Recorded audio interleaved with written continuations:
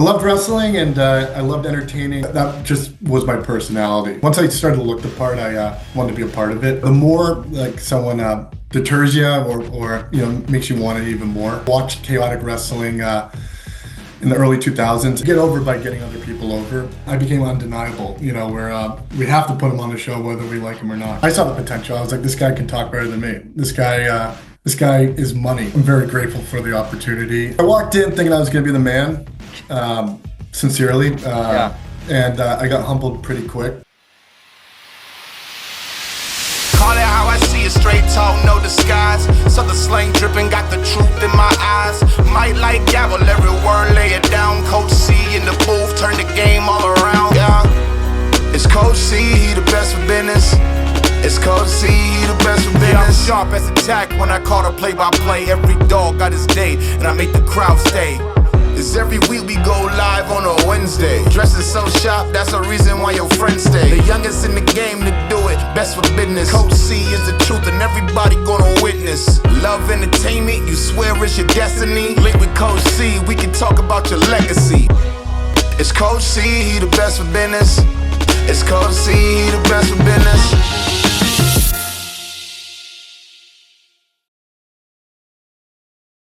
All right, everybody, welcome back to the channel. Another episode of Best for Business. This one I'm very excited for. Mark Shurman, thank you for joining me.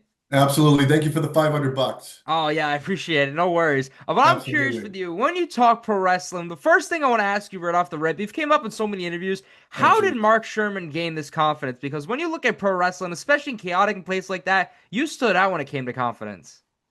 I mean, I would say I have a lot of ADHD, and I was the class clown of my high school. I won that superlative, and I was a VP of the vice president of the senior class, so I could talk. And I just I loved wrestling, and I loved entertaining. All the students at my high school and middle school and elementary school. So like that just was my personality. Nice. You talk about everything you did, but you mentioned you love pro wrestling. So originally, what was it about wrestling that made it be something you want to get involved in? I mean, honestly, if you can remember, I don't know how old you are, but after SmackDown for a small time period, BTW was on immediately after SmackDown at like 10 p.m. and they were a local promotion, and they had some names. I love wrestling, so seeing like Tatanka or Big Daddy Cool or Scott Hall on the show after SmackDown with all the local talent, I stared at the local talent and saw their promos, and I was like, I can be just as good as them. And I started lifting weights literally for probably the girls after high school, and I started to look like a wrestler. I'm 6'2", I could talk, and the BTW after SmackDown, I was like, I made it like, if I can sign up for wrestling school and just get on big time wrestling, and just like it would make my day. Yeah, I once I started to look the part, I wanted to be a part of it. Also, NECW had a deal with Comcast Sportsnet, which was, I'm a huge Celtics fan, and I would see like the commercials in between the games and stuff like that. So I'm like, if I could get on the same channel as the Celtics as well, it was like a goal that made sense at the time, because I grew up in Andover, and there was a wrestling school in North Andover, and I just graduated college and got my first real job, and so I was like 25 when I signed up for wrestling school. Wow. I'm curious. I didn't know this. Big Time Wrestling had a TV deal for how long? It was like an hour or two after SmackDowns? It was on WNDS. Remember when SmackDown was on my TV Yeah. for like a year? Okay. Yeah. It was for, I would say, for like a year or two. Big Time Wrestling was on immediately after SmackDown. They had like the perfect paid spot right after SmackDown, and so if you hung on for the main event and 10:01, came up, like you'd see like more, stars like Shane Douglas, and they would bring in everyone, Jake the Snake Roberts, Big Time Wrestling. So everyone would usually in the New England area keep it on for another half hour and watch Tony D'Alfonso or AJ Matrano or Steve Yeah. Perkins do their thing. So like when I saw that, I was like, I could do this. hmm You mentioned you started at 25 years old. So originally, how do you come across that get involved in wrestling as something you wanted to do? I mean, the short answer would be I started to look the part. Like I wanted to be a wrestler at 18, but my dad told me to go pound sand. He was like, we're paying for your college. You're not going to fuck it up for us." And maybe after your sheepskin, you get your sheepskin, you can go and try it. And they were hoping I would change, like things would change, Yeah. and things didn't change because the more like someone deters you or makes you want it even more. You know what I mean? Yeah. So How yeah. do you find the New England Pro Wrestling Academy? I mean, it was the next town over.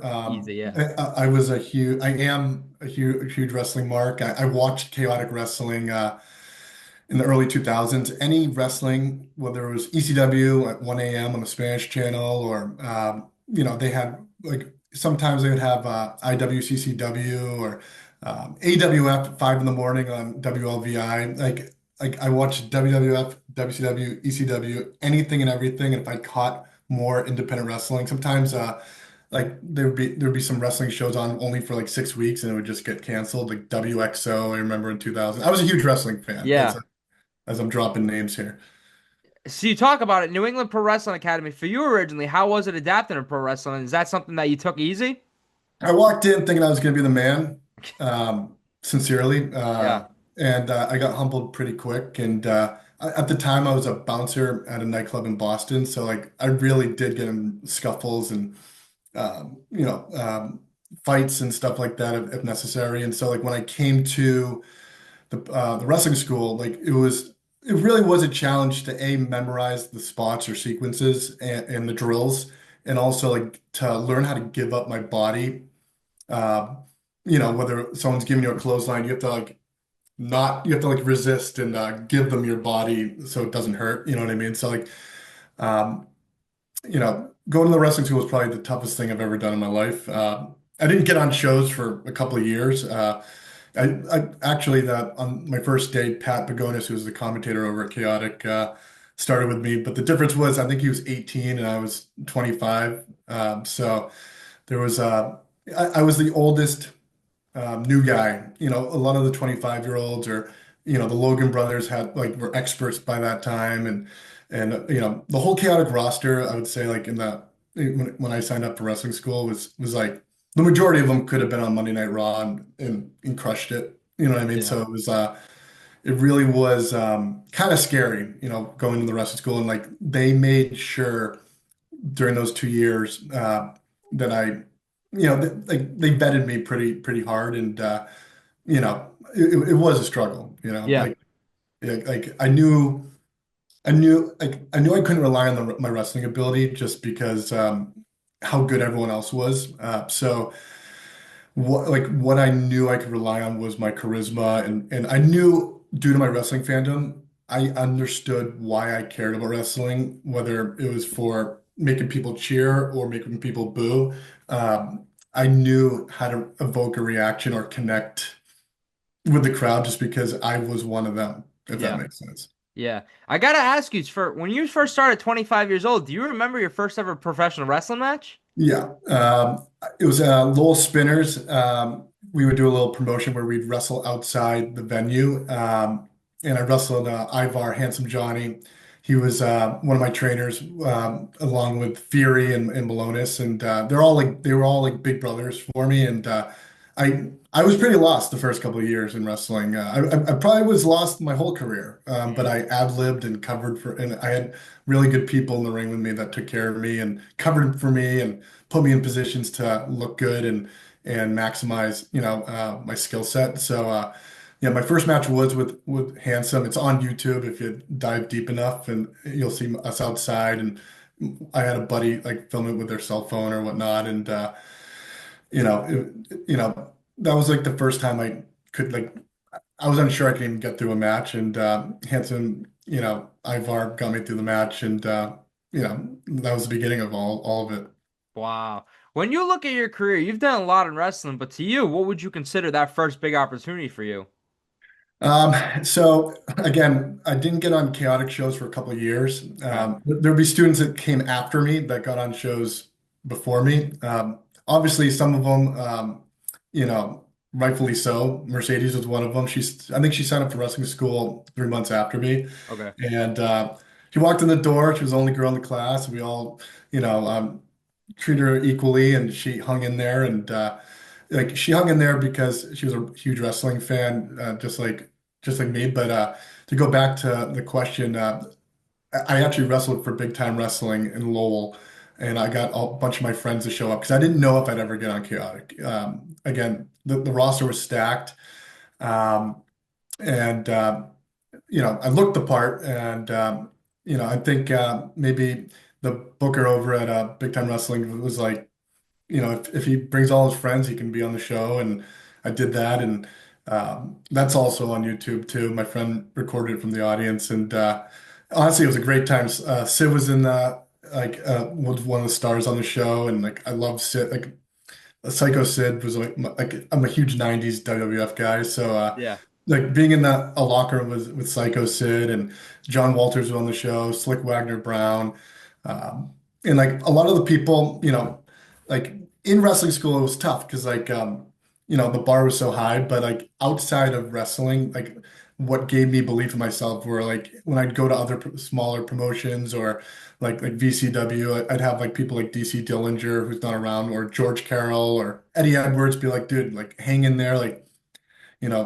keep fighting the good fight, like you have what it takes, man. Like there were people outside of Chaotic that like told me like you have it, dude.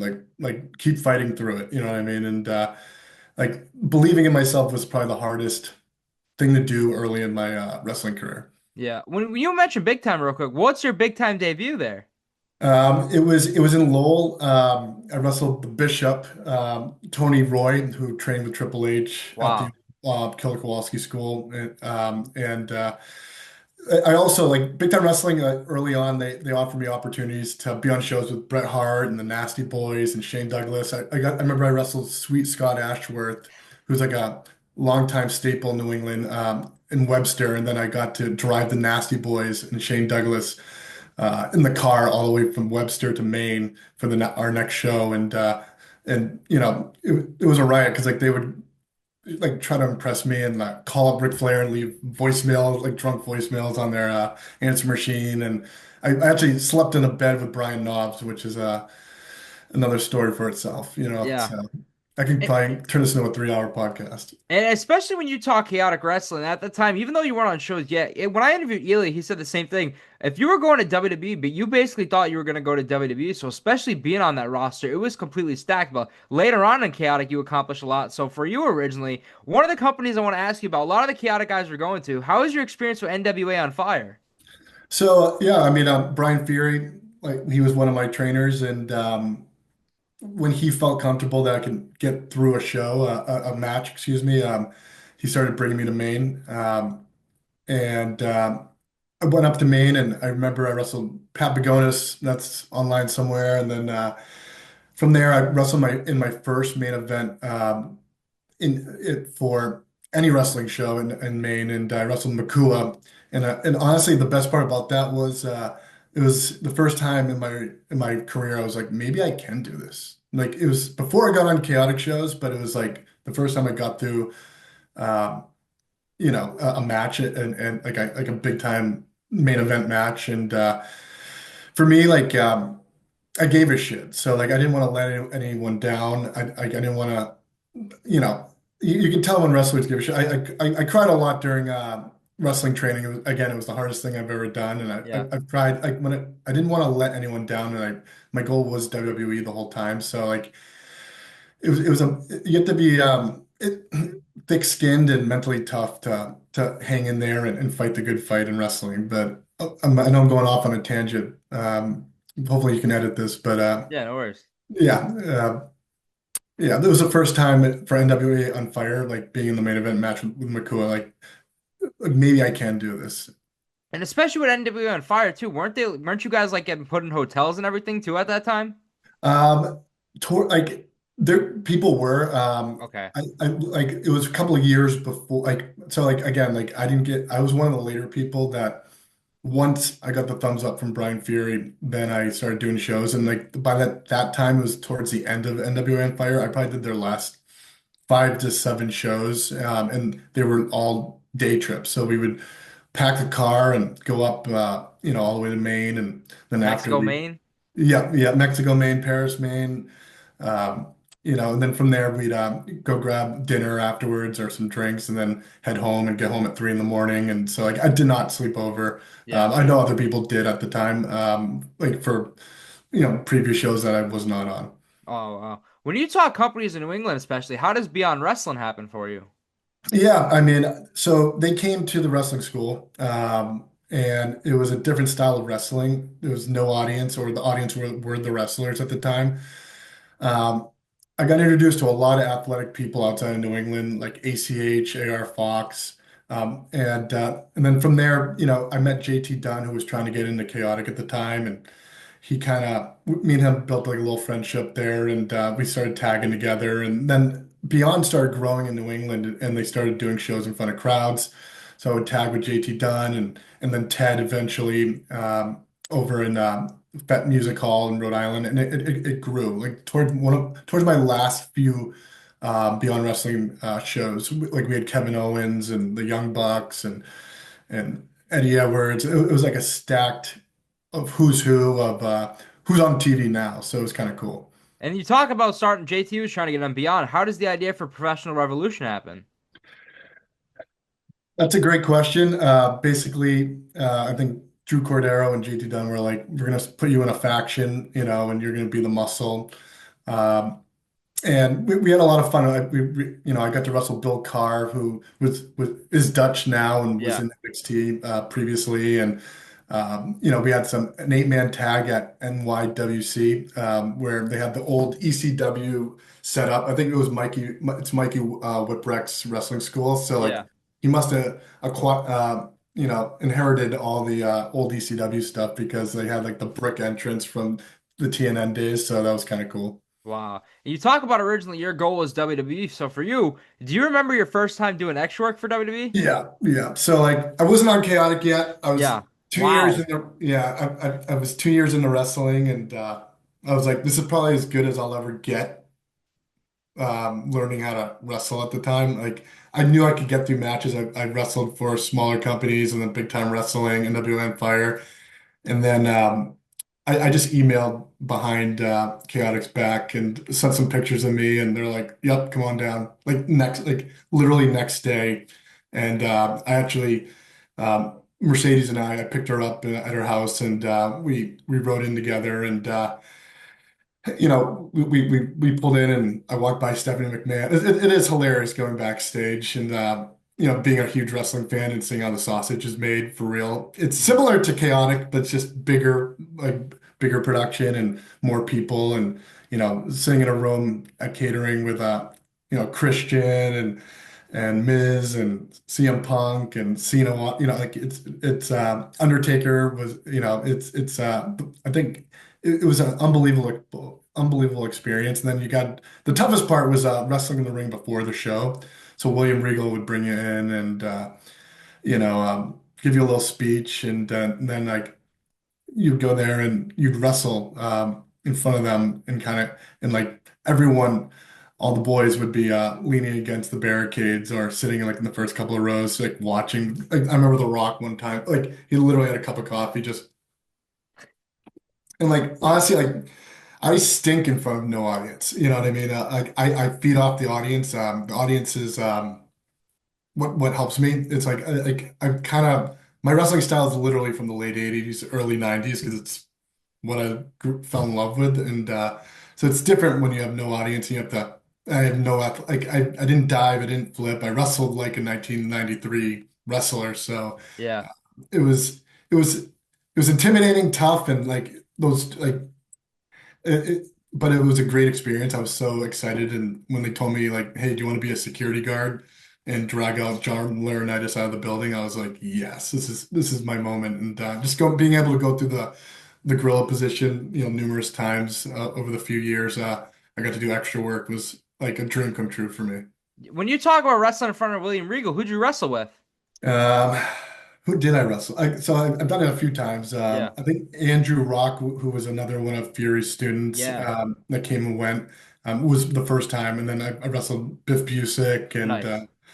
Tony Delfonso. I got to wrestle him, and again, like in front of no crowd, and I was very insecure about my wrestling ability. I knew the only confidence I had was really my entertainment value or connecting with the audience, and it's really tough to do that again with no audience and with like the Rocks like leaning against the barricade watching you wrestle John Cena, and it's intimidating. You know what I mean? Yeah.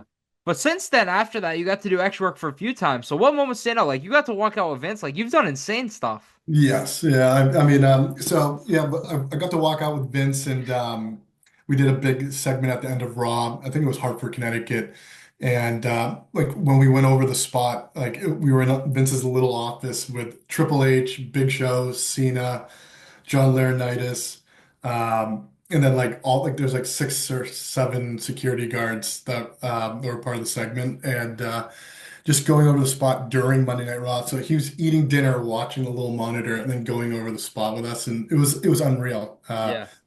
Just doing that and walking out with Vince McMahon. And before his music hit, he was like, "All right, boys, let's go have some fun." And then you hear like, "No chance," and then like you walk through behind him, and it was interesting. I also was on SmackDown. I got beat up by the Big Show, and then I did Money in the Bank 2014. So if you go on the network, and I actually did 2 spots. I was one of Adam Rose's Rosebuds, and I also played a security guard that separated Stephanie McMahon and the Bella Twins. Okay.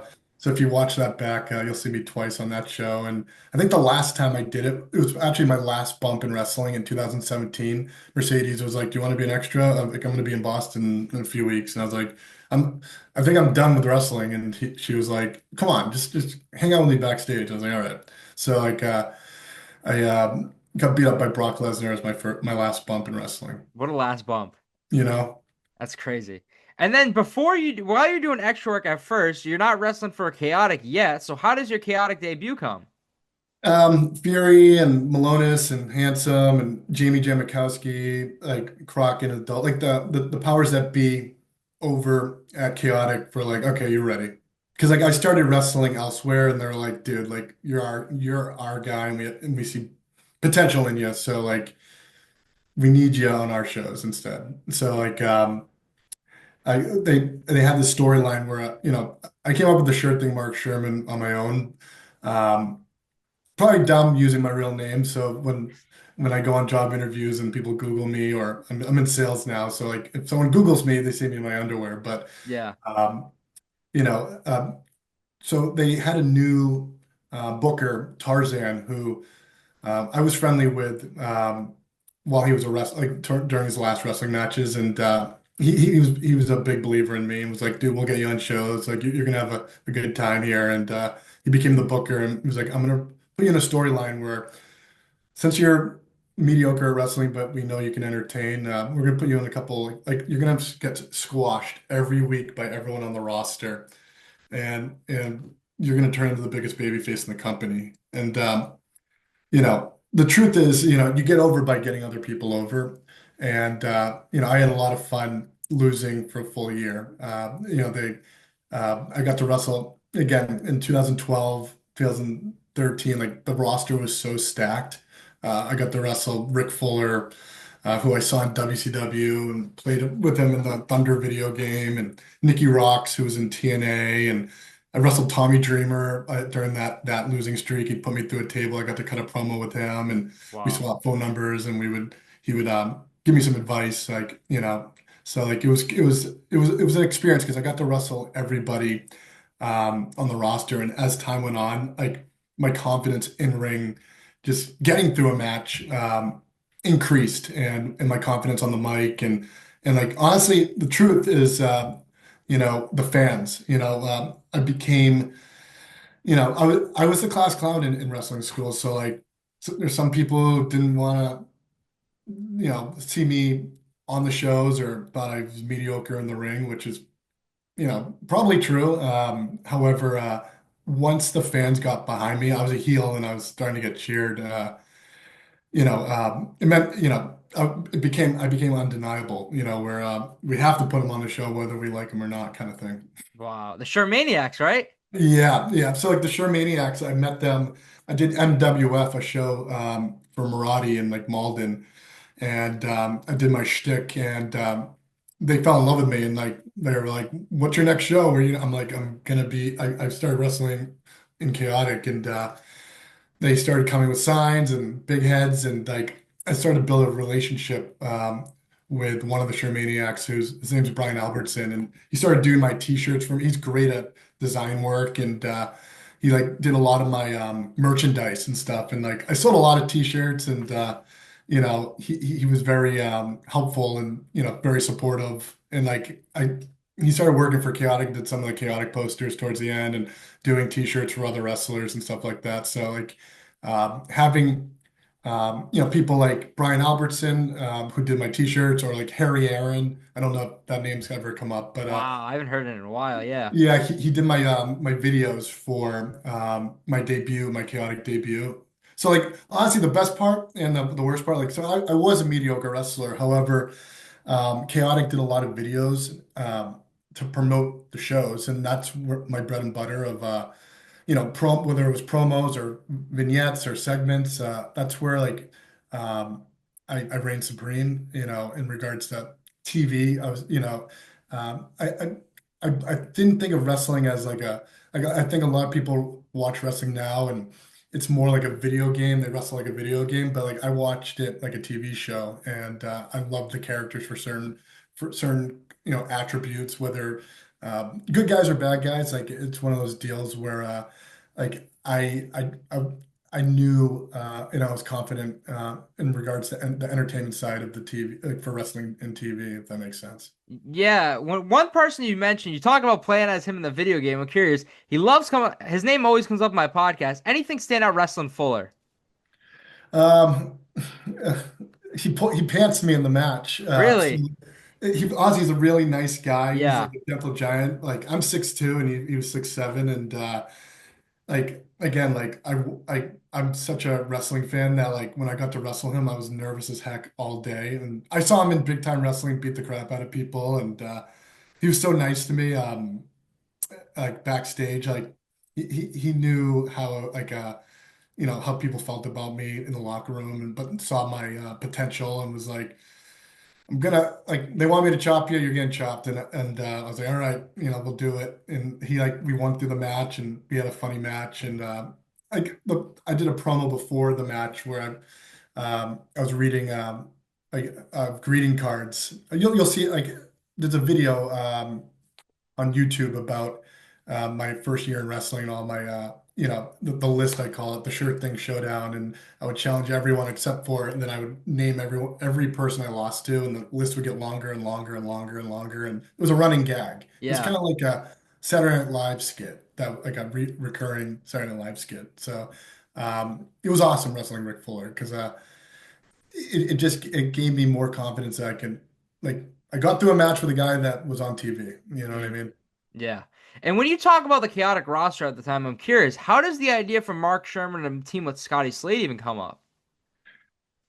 Um, that's a great question. I would say that like I watched Scotty Slade. He was on shows before me, and he was very entertaining. I think he was managing girls, and he was playing like the boyfriend that would get beat up or whatever. And I thought he was hilarious. So I think he wanted to wrestle, and I was mediocre at wrestling, and we both could talk, and they kind of stuck us together, and it made sense. It just like the funny part is like we never practiced our promos, we never even practiced our wrestling moves, and we just hit it off and connected.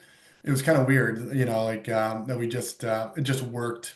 We had like the Ren and Stimpy thing going, the Pinky and the Brain thing going, and like again, like we didn't practice that many moves. We didn't rehearse many promos, and we just did it live, and we relied on each other's charisma and bounced off each other, and it just worked.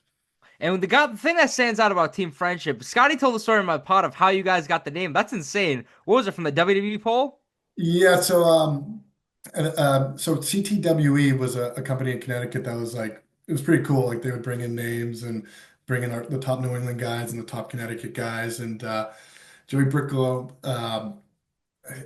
I think he was like trying to think of a name besides Shurman and Slade, and I remember Scotty pitched to them Team Friendship, which was one of the options that you could give for Team Hell No. Mhm. Daniel Bryan and Kane. There was like three options, and one of them I remember was Team Friendship, and like Team Hell No won that contest, so we took Team Friendship. Wow. When you talk people in your career, I'm curious, is there anything that stands out Matt Taven? Yeah, I mean, so Matt Taven came around, and I was actually a security guard on my first WWE extra work or whatnot. Um, uh, Taven was probably one of the better New England wrestlers, like hands down. He could do it all, and he started training at the Chaotic Performance Center and Training Center, and we were the same age, and he just had 7 years more experience than me, and he kind of guided me to other promotions. So like I got in, whether it was NEW or um, you know Top Rope. He got me in the door with Top Rope and Fall River, and he kind of was like a big brother, another big brother to me to point me in the right direction, to beeline me to the right spots to to maximize my potential. And no, I'm definitely grateful for Matt Taven.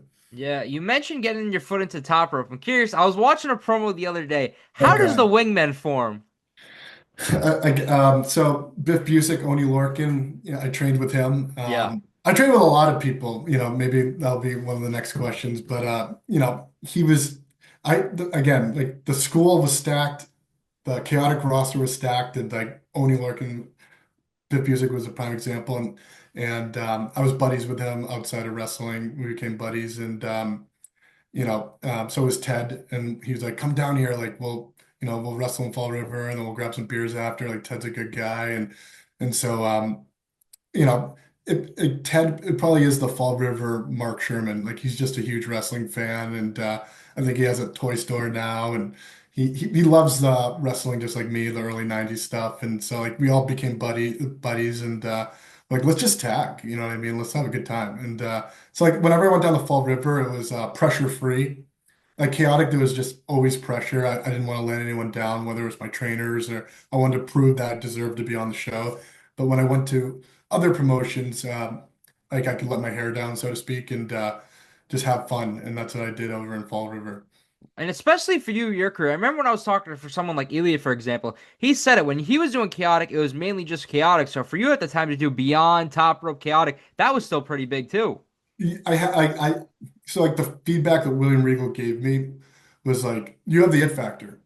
You have the hard part down. And he's like, you need to learn how to wrestle. He's like, you need more matches under your belt. He's like, you need to wrestle every weekend. You need to go find, get booked everywhere you can to just, minimize the learning curve, so to speak. So, I try to take his feedback and try to get booked everywhere every weekend. I try to book myself Friday, Saturday, Sunday, missed birthday parties, this, that, just like every other wrestler, and missed hanging out with my friends, but it was worth it, you know what I mean? So um, yeah. Yeah. When you talk confidence, we talk about the wingman. What's Mark Shurman's first interaction with Jimmy Preston? It was a top rope show in Okay. fall, no, in Brockton. We did the Okay. Brockton Fair, and this kid who he had like a Kurt Angle singlet. This is like before he did like the baseball promo and stuff, and Hmm. I could see like he was jacked, and like he was my age too, and like he was like, "This is my first time back in a couple of years." Like I wrestled Preston in a tag match, and we got through it, and we started bonding. And we went to Texas Roadhouse after, and we both loved early '90s wrestling. We're the same age, and then he that promo with Barstool, like he crushed it and got like kind of famous, and I saw the potential. I was like, this guy can talk better than me. This guy is money, and so like I mentioned it to Tarzan and the bookers at Chaotic, and they brought him into Chaotic, and he was the most popular guy at Chaotic, so Wow. like the audience went to capacity, while he was on his hot streak, and I thought he was definitely getting signed to WWE. Like if there was a guy who, had the entertainment value more than me, it was him. You know what I mean? in spades. Like the guy had every catchphrase. Like I sold a lot of t-shirts and this kid would like outsell me on everything. And like, we would hang out after the shows and he'd count his money and I'd be like, damn it. You know what I Yeah. mean? Especially for chaotic at first. You talk about full year of how eventually you finally get the win. You start building yourself up. For you, what does it mean to win the Chaotic Wrestling Heavyweight Championship? Especially looking at the lineage right there for that title. Yeah, again, well, the best part is the night I won my first match, it was like a battle royal for a number one contender championship match. It was at Cold Fury 12. Okay. And so it was the opening match and I won it and I was still heel. I had Scotty Slade by my side. And honestly, I cried tears in the ring. There were real tears and because again like I gave a shit. Like Yeah. no one can like there's a lot of things you can say about Mark Shurman, but Mark Shurman did give a shit. And like I loved wrestling so much and I cried in the ring after I won my first match and like it was sincere and later on the show they said you're gonna interrupt the main event and you're gonna tease cashing in your Money in the Bank or Chaotic Countdown, whatever it was, and when my music played, I got the loudest pop of the night at Cold Fury 12, and I climbed up the ladder and fake teased I was gonna grab the title because there was a triple down, and I remember like Handsome got up and gave me a back heel kick, and right I didn't put my hands up, and I didn't know if I was in Lowell or Woburn after that kick, and rolled out of the ring, but like I was so relieved that like the fans gave a shit too. You know, I gave a shit, and the fans gave a shit, and it was like it's what propelled me. Like maybe this kid can be champion in chaotic wrestling. So when I won the title, like maybe 6 months later, it meant so much to me because again, here I am when I was 15, 14 years old watching Chaotic on WNDS. I knew Rich Palladino, I knew Gino Ortino, I knew Ali Muhammad, I knew the One Night Stand, and like even if I didn't make the WWE to be Chaotic Wrestling Heavyweight Champion meant the world to me. Yeah. And especially too, main you talk about that was Cold Fury 12, Cold Fury 13, main eventing for you. What does that mean? So, being mediocre at wrestling, it was weird going from 5 minute squash matches to now wrestling 30-minute main event matches.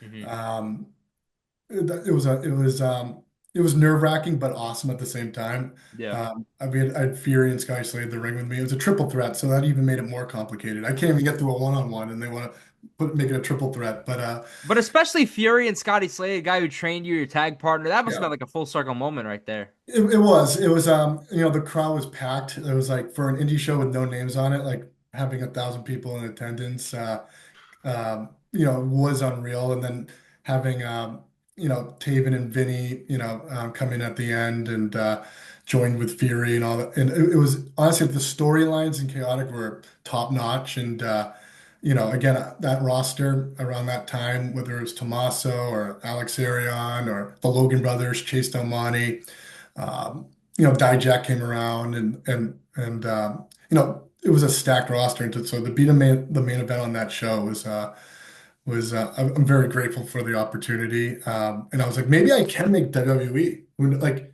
if they're giving me this responsibility and like I'm turning heads, all the people who doubted me are now believing in me. Like maybe there is a chance I can make WWE. Yeah. And especially during that time, you said originally William Regal told you to start doing more reps and getting matches under your belt. How does Northeast Wrestling happen? So CTWE in Connecticut started booking me. They had like they booked Fury, Mercedes, and honestly, I think I went down to a couple of shows with Fury and just sat in the car, tried to get on the shows and you know to gain more experience. And like the shows were awesome. Like they like Joey Bricko put together a solid show up to par with Chaotic Wrestling in the Connecticut area. And he decided to leave the area and kind of gave um, the venue to Northeast Wrestling. And Northeast Wrestling is like the Connecticut, New York version of Big Time Wrestling. They would bring in Bret Hart, Hulk Hogan, Ric Flair, all the big time, you know, like the top superstars, and like sell out. You know, it'd be like every show would be at least 1,500 people, due to the name power. Like it was different, like chaotic. You were the star. In NEW, the names were the star, but like you were like the up and coming, like you were the backdrop. So like it was just cool. The transition from CTWE to Northeast Wrestling, just being on shows with legends, like and like making friends. Like the secret, if I had to tell any of the youngsters out there, if you're ever on a show with a name who has connections, if you're serious and you give a shit, you should network with them, ask them to watch your match, and you know, take their phone number. You know what I mean? I did that with whether it was Mick Foley or Tommy Dreamer, the Nasty Boys, Shane Douglas. Like I have a stack of phone numbers in my phone that maybe A, like I was a mark, but B, like I wanted to, see if I can network. Like in life, you got to network. Yeah. You can't do anything by yourself, and especially in wrestling. And you need to make friends. You need to talk to the right people. Like if you actually have the skills and you believe in yourself, you should definitely network. So like the Northeast Wrestling gave me the opportunity. Whether I had Scott Hall manage me in one match, I had Cody and his son were in a tag match against Preston and Ted actually, and it was I got to ride with like having Razor Ramon, go over the match with us, and just unreal because like Razor Ramon was literally in my top five, of all time in wrestling, and Wow. I had to like just keep my composure and not let him know how much I loved him. You know what I mean? And it's just a great experience. Who was like your top one growing up? It probably honestly it sounds weird. So like I am like all charisma, no wrestling, but my favorite wrestler growing up was Bret the Hitman Hart, who was the inverse. Yeah. He was one of the few wrestlers that made it seem real, and there's something about him. Like I started watching wrestling around the time where he won the Intercontinental title from Bret Hart at SummerSlam '91, and I just loved him. Like he was just the man. Like what I mean, he was just a cool dude, and like he wasn't Hulk Hogan, you know what I mean? But like he was the underdog, and like when he finally got the championship, he just told the best wrestling stories in the ring, and I respect all the wrestling about like the technical side of wrestling. I just I connected more with like the charismatic superstars like Flair and Hogan, but like my favorite of all time, probably due to the years that I was deeply hooked, was Bret the Hitman Hart. Did you ever through Northeast get to do anything with Bret Hart or no? Yeah, actually, probably the highlight of my life. Probably not my wrestling life. Yeah. I got to pick up Bret Hart from the airport in Boston, and we drove 3 hours to New York for our show. And Taven and I picked him up at the airport, and it was unreal. Like, Wow. imagine having a live shoot interview with Bret the Hitman Hart in your car, and like I was just asking him anything and everything about Owen and Shane, and I'm a mark, and like he loved it. Like Bret Hart loved it, and just sitting alone in a car, and then we went out to lunch together. He's like, "Hey boys, let's go out to lunch. Lunch is on me." And he took us out to lunch, and we sat down. I had a meal with Bret the Hitman Hart, and after the show, he came and looked for me and shook my hand and thanked me and said, like told me I had a promising future and the whole thing. And it was like the greatest experience in my wrestling life, just knowing Bret Hart. I got to spend quality time with Bret Hart and pick his brain. Yeah. And especially talking legends, how is it wrestling Rikishi and the Godfather? Great, it was great. That's crazy. Yeah. And honestly, like you learn by wrestling these legends. You don't have to work so snug. Like literally, when I got stink faced by Rikishi and Godfather, like did all like got in the ring with Godfather, and like they were so light. And I learned, like you learn honestly, you learn by getting in the ring with better people better than you, and Yeah. having like someone make like be in the ring with people who made $1 million in wrestling. You learn that like there's no art in hurting someone else. So like um, you learn like I learned like to wrestle lighter and lighter, and make it, and learn how to like make it easy to work with someone else. Like they show like they when you wrestle people better than you, they show you how, if that makes sense. Yeah. And especially talking Northeast wrestling, I'm trying to think the time frame. I think you were one of the first. For you, do you remember anything when you won the over the top Rumble? Um,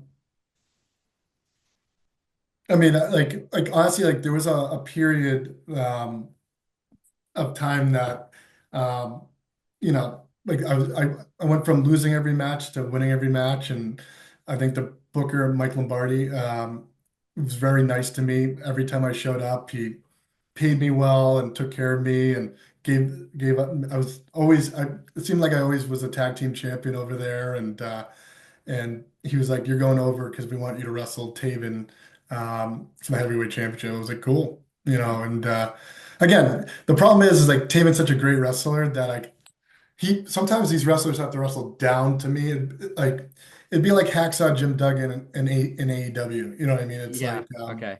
like I wrestled like Hacksaw, and then like it's just I wrestle a different style. So it's as time went on, like I did notice that like the way I wrestled was gonna be an uphill climb to due to the way that professional wrestling was transitioning into athletics, and like I never dove, I never flipped, and like again, like I was probably around 30 at this time, and like when you recover from injuries or whatnot, like it gets harder and harder as you get older and older. So like I was like, it was probably like one of the first inklings of me realizing that maybe the way wrestling's going, I might not be a good fit for the future of wrestling, if that makes sense. Wow.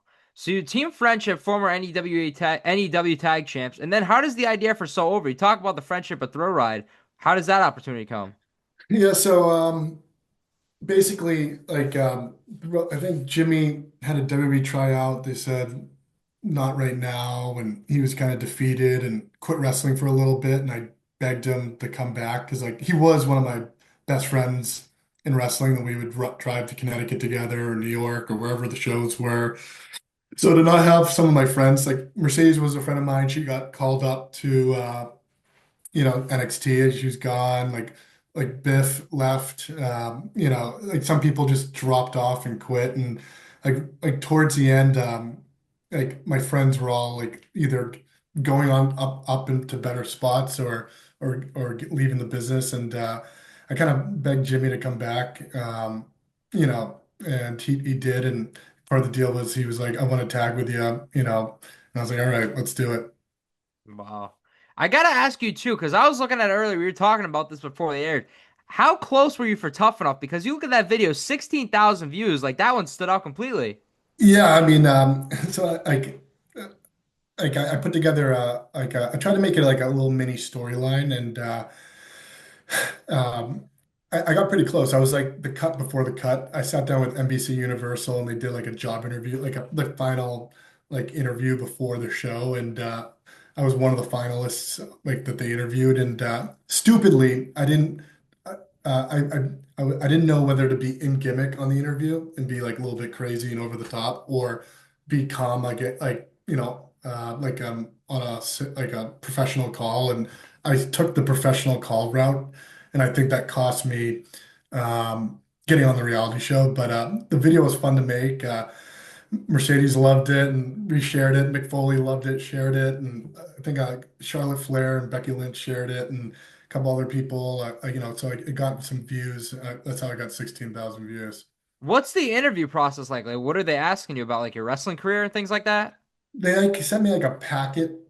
Yep. Um, like NBC Universal sent me a packet of like what they were looking like. It was like what they wanted, and like I overthought it and was dead serious on the interview. But like they were asking me standard questions like how'd you get into wrestling, how much experience you have, like and like I was calm like this, and it's less entertaining when I'm calm like this. Sorry for your ratings. I might be killing your ratings, but Nah. like they were asking me questions I could have turned up the volume, been crazy, and they probably could have used it on the show. But they actually used my video in the commercial on WWE TV when they were like they showed like brief snippets of a bunch of people's tr tough enough videos, and they showed mine on TV, so that was kind of cool. Wow. So you mentioned during the time of your team with Preston, you were thinking that wrestling was going to be something you were going to consider stopping. So when was the idea of officially retiring from wrestling come in?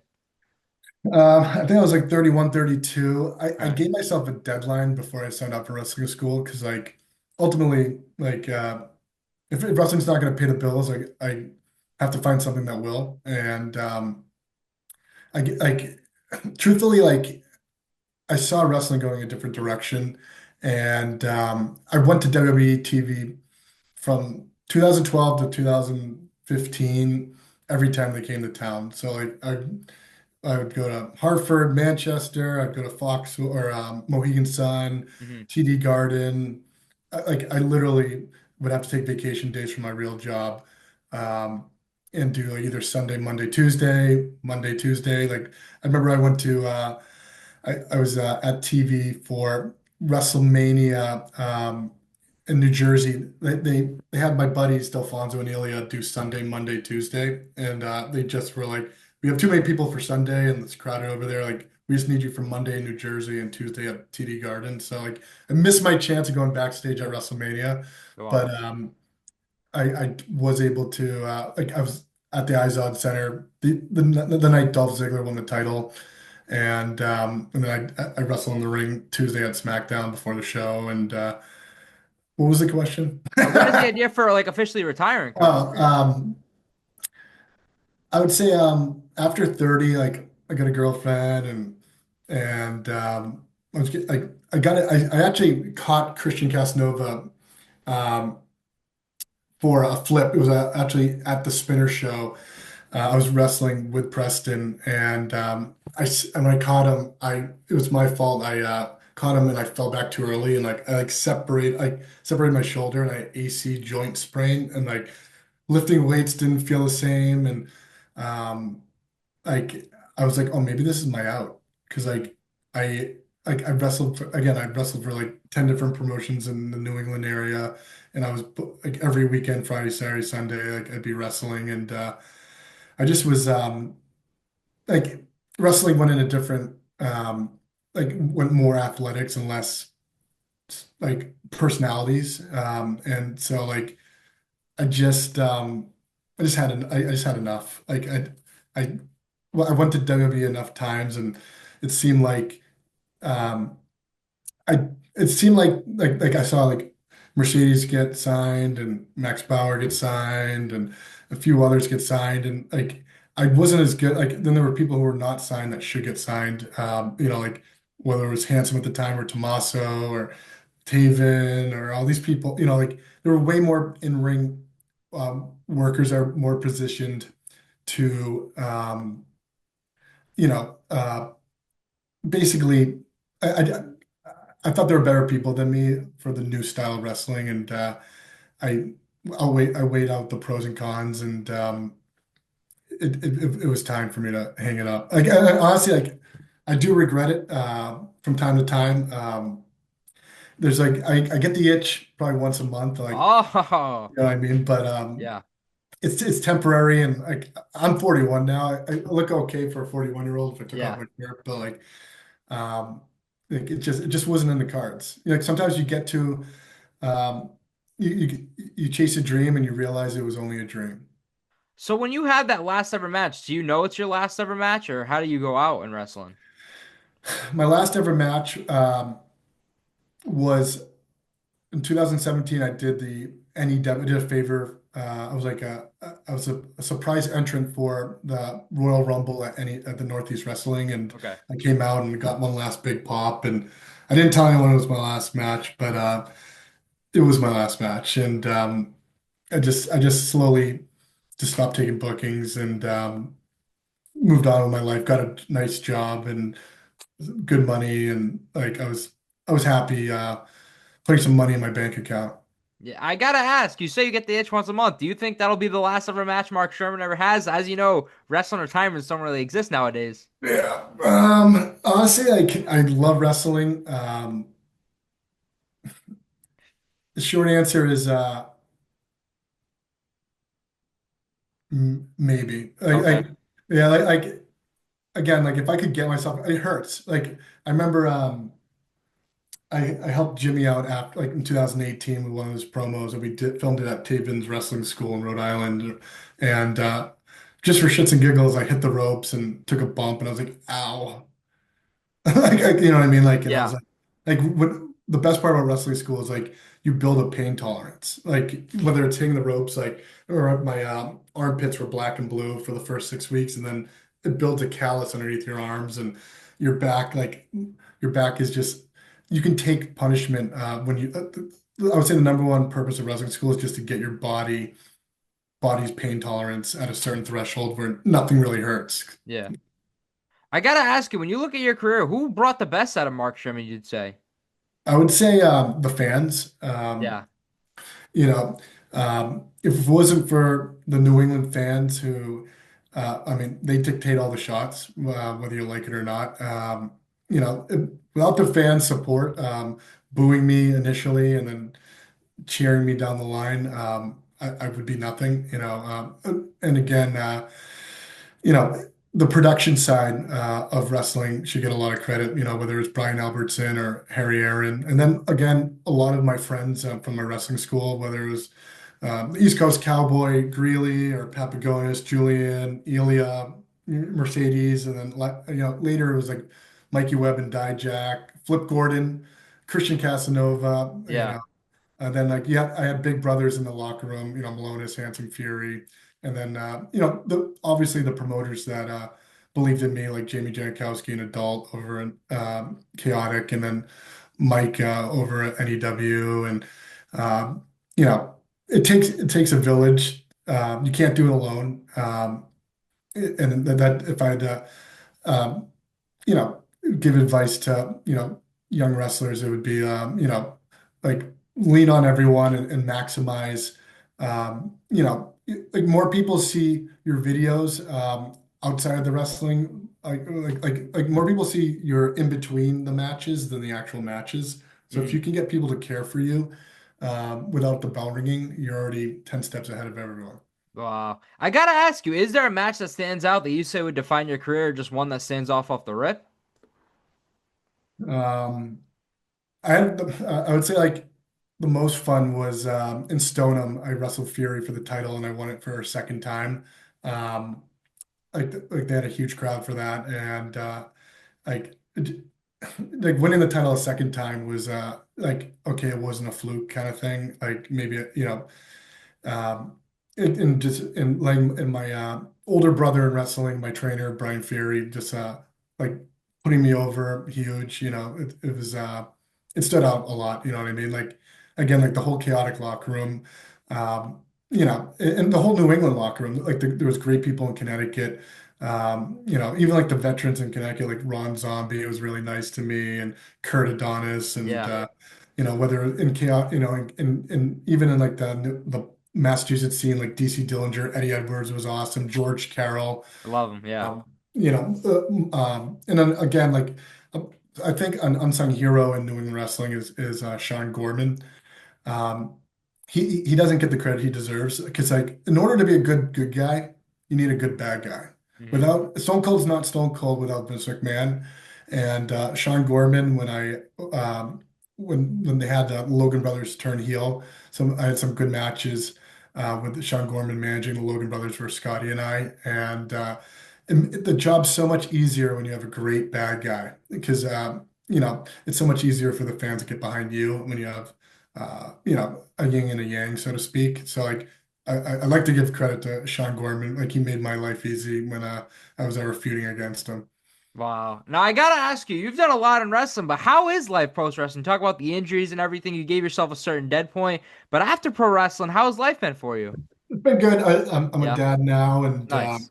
it's like he loves my child like already likes wrestling too much. He's 2 years old, like doing snookus frog splashes on top of me, and Nice. he loves Joe Hendry's theme song, and Yeah. we'll see what happens if he like I don't want him choke slamming other kids at the daycare. You know what I mean? He likes tackling like spearing other kids at the daycare. So like I've been told to cut back on the wrestling, but if he loves wrestling, who knows? Maybe I'll have a match like Goldberg did for his son Nice. down the line if I still look the part. And like I'd be open to training again down the line if my son wanted to see it, but. after wrestling, it's not as fun. Yeah. Like I Yeah. had so much fun in New England wrestling. You don't realize it while you're in it, like because you're like stressed out and the pressure. But like once you're gone and a few years goes by and you sit back and reflect and you're like, oh, that was a great time. Yeah. Like I wasn't in wrestling that long. I would say October 2009 was my first training class and I was out January 2017. And then I had my last bump. Mercedes got me as an extra um, in August of 2017. And then I steered clear. Half because I'm so happy for everyone who did make it. And honestly, I'm living my dreams through them, Yeah. just knowing, you're seeing like Tommaso and Hanson, Dijak, Christian Casanova's crushing it. Mm. And just seeing their journey. I literally saw Mercedes and Christian's first day at the wrestling school, and Wow. you know, like again, like I was friends with the younger kids because I had the same level of experience as them, as opposed to I got friendly with the Logans and Chase later, but like my real foxhole friends were all younger, like Cam Zagami and all these people, just because we had the same level. I was basically an 18-year-old, a 25-year-old, with 18-year-old experience, just Yeah. like because all the people my age, unless they went out of their way and realized that was cool, you know, they just were way better in ring than I was. And, like back in the day in the early 2010s, I believe that, like I saw so many kids come and go out of the wrestling school that just got vetted out. Like it was more, um, prove yourself and earn your keep as opposed to like inclusive, which has good and pros and cons to it.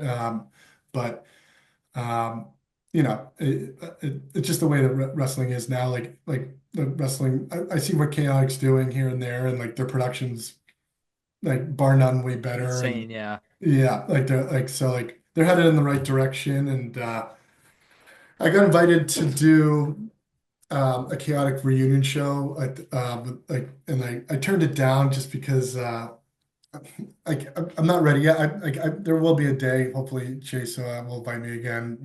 Hmm. Maybe I'll accept it. But like this is my first dip into chatting about wrestling. I literally haven't talked about wrestling in a hot minute. You know what I mean? Yeah. Like it's been so long, and but I still love wrestling, and like I keep tabs on everyone on TV, and it's just tough to watch because there's so much wrestling now on TV. So Mm. maybe if I hung in there, I could have gone TNA or NXT or MLW, wherever, like there's a chance that if I didn't bow out, I would have improved in the ring and who knows where it could have landed. But like I don't live in like with regret. Like I did everything but get signed by WWE, and I made a lot of friends, and I have no regrets. Nice. Well, Mark Shurman, I can't thank you enough. Pretty much like a year in the making. I can't thank you enough for doing this, man. Yeah, I mean, I'm sorry. Yeah, again, like I the truth is like it's one of those deals where like I'm out of wrestling now, and just talking about it and reliving it. It's from a different perspective than I had leaving wrestling. I was kind of, I wouldn't say bitter, but like defeated, or um, it stunk because like when you put your work in and you don't achieve what you're set out to do, it is tough. And like you have new goals, you find new goals, and With that being said, like reminiscing with you and running down, the list of, kind of like a cliff notes of my career. It's kind of cool just to reminisce, like, man, I did do a lot, you know what I mean, in Yeah. a short period of time. And I would say that I assume a lot of the people at the wrestling school assumed I'd be one of those people who came and went and couldn't survive wrestling school. And I'm the most proud of surviving wrestling school and thriving in New England wrestling. And coming from a kid who watched chaotic wrestling on WNDS, coming from a kid that watched big time wrestling after SmackDown, coming from a kid that watched NECW on Comcast Sportsnet, um, I like to pat myself on the back. You know what I mean? Yeah. Well, Mark Shurman, thank you so much for doing this, and I can't wait. You said maybe down the line there's a chance we have one more down the line. Never say never. Yeah. Never say never. Like again, like I do miss entertaining people.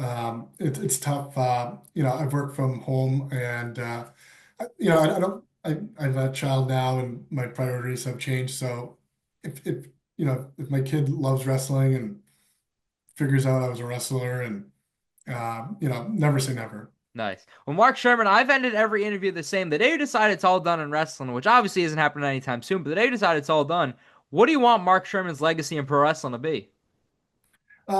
Someone who, um, like I would say, like someone who gave a shit. You can tell when wrestlers give a shit. And I would say like I love wrestling, and I cared. I cried many nights through those 7, 8 years I was in wrestling because I cared so much and I didn't want to let people down. And I would say my legacy, just entertaining the fans, and whether they cheered me or booed me, just getting a reaction out of the crowd. Nice. Mark, thank you so much for doing this. I genuinely appreciate it. Absolutely. Thank you for having me. And man, like you're like the New England Chris Van Fleet over here. So Appreciate it. keep Yeah. doing what you're doing, buddy. Thank you for doing this, and thank everybody for watching this episode. This was Best for Business. Thank you for watching this episode of Best for Business. Don't forget to like, comment, and subscribe. Until next time, because this is Best for Business.